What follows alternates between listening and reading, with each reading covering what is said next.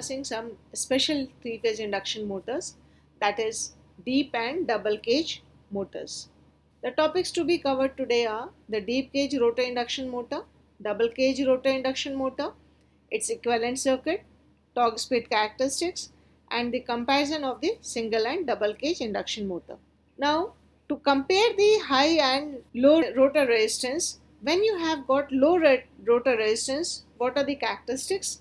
The characteristics, we get a low starting torque, low slip when running, and high efficiency. But with high rotor resistance, the starting torque will be higher, the starting current will be lower, high power factor reduces the full load speed, increases the rotor ohmic loss, and the efficiency becomes lower. So what is the desirable one?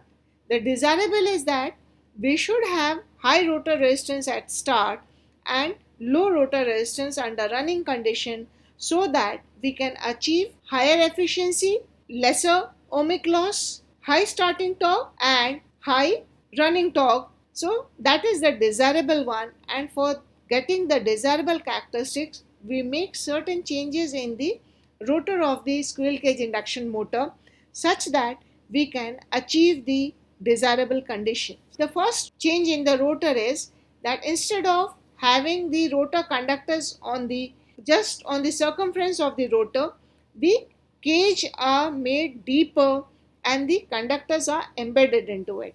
So the deep cage, the rotor conductors will have the leakage flux distribution is not uniform, but it will be non-uniform, and therefore we will consider that the deep cage rotor bars are considered to have large number of narrow conductors in parallel. The topmost layer is linked with the minimum leakage flux, while the bottom layer is linked with the maximum leakage flux. You can see the current distribution, how it is being done. Therefore, at start, when rotor frequency is equal to the supply frequency, the bottom layer offers greater impedance to the flow of the current, and therefore the maximum current will flow through the top layer and the minimum through the bottom layer. But due to this unequal distribution of current, the effective rotor resistance increases and the leakage reactance decreases. So when the rotor resistance increases, this results in high starting torque and lower starting current. Under running condition, the slip is lower, this rotor frequency is quite small, therefore the reactance of all the bar reduces in comparison to the resistance. The impedance of the layers are almost equal, and therefore the current distribution becomes uniform, and this results in the larger cross sectional area.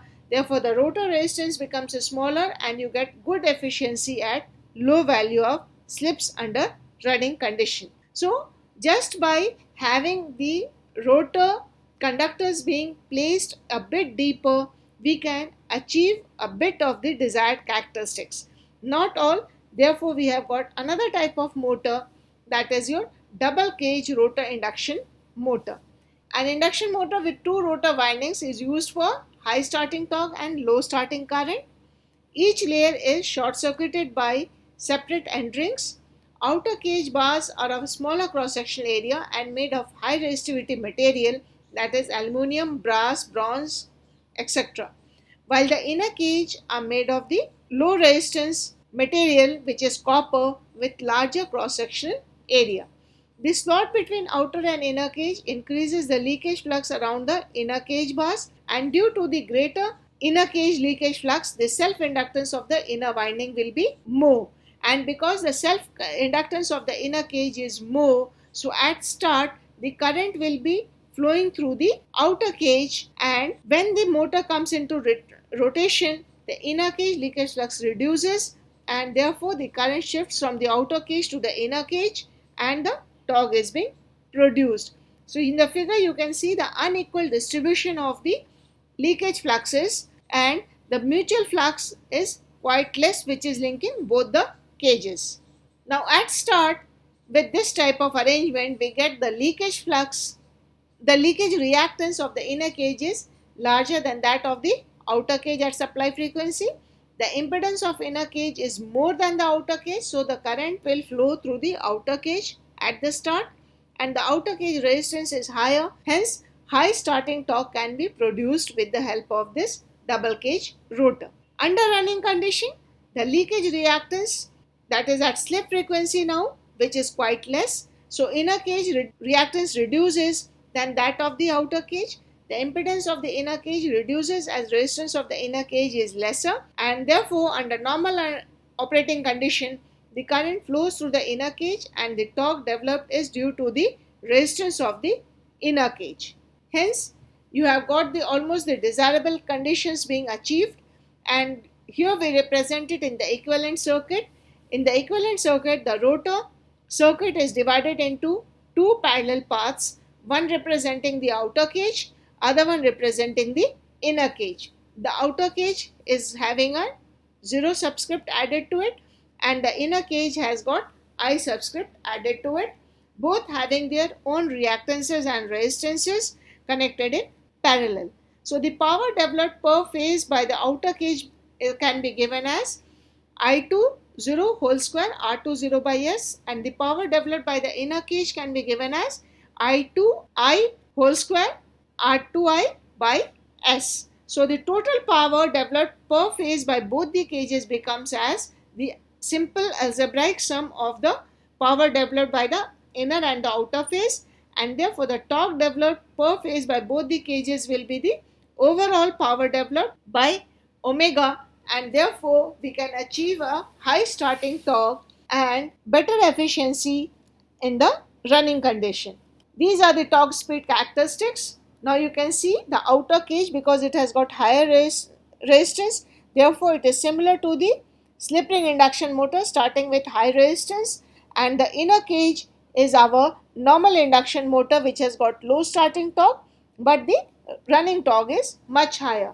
Therefore the resultant for this double cage rotor induction motor results in high starting torque and a high running torque also, which is the desirable characteristics. Its efficiency is higher. The only thing, the drawback is the cost of the double cage rotor induction motor. So if we don't have the economic considerations, or if we don't take the cost into account, the double cage rotor induction motor gives us the best characteristics for a squirrel cage induction motor, where we can't insert external resistance in the rotor circuit. Now the comparison of the single cage and the double cage. The single cage induction motor has got high starting current and low starting torque, while the double cage has got just the opposite, low starting current and high starting torque. The full load copper loss is less, while in double cage the full load copper loss is more. The efficiency of single cage is higher as compared to the double cage. The rotor resistance is lesser of single cage, as the effective rotor resistance is higher in case of the double cage rotor. The effective leakage reactance is also less for single cage, so the power factor is better. And for the double cage rotor, the effective leakage reactance is higher due to additional inner cage, so the power factor is reduced. The single cage can have only one torque slip characteristics, while the double cage can have a wide range of torque slip characteristics, and it can be obtained by proper choice of resistance and reactance of the inner and outer cage. While the single cage is economical, the double cage cost is higher, and therefore you have to make a choice between the requirement of the load and its efficiency and the economics. So today we have discussed the deep cage rotor induction motor, the double cage rotor induction motor, its equivalent circuit, its torque speed characteristics, and the comparison of single and double cage induction motor. Thank you.